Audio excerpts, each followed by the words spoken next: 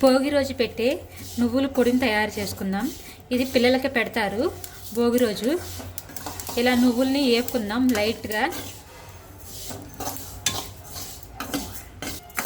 చూసారుగా నువ్వులు ఏగిపోయినాయి, ఎలా ఉబ్బినాయో చూడండి. లైట్ కలర్లో ఎలా ఏగినాయో.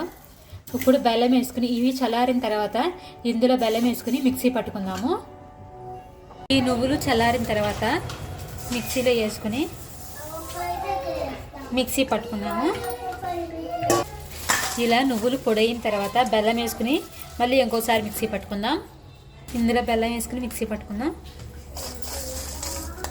నేను బెల్లం ఎక్కువ వేయట్లేదు, ఎందుకంటే మా పిల్లలు స్వీట్ ఎక్కువ తినరు. అందరు పిల్లలు స్వీట్ తింటారు, మా పిల్లలు స్వీట్ తక్కువ తింటారు.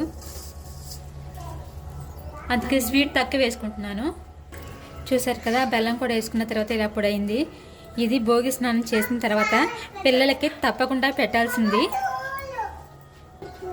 పిల్లలు పెద్దలు భోగి రోజు స్నానం చేసిన తర్వాత తినాల్సింది నువ్వుల పొడి. ఇది చాలా హెల్తీ అండ్ బలం కూడా అందరికీ. మీరు కూడా పెట్టండి భోగి రోజు పిల్లలకి, మీ పెద్దలు అందరూ తినండి. నువ్వుల పొడి రెడీ. భోగి రోజున అందరూ తినండి, మంచి జరుగుతుంది.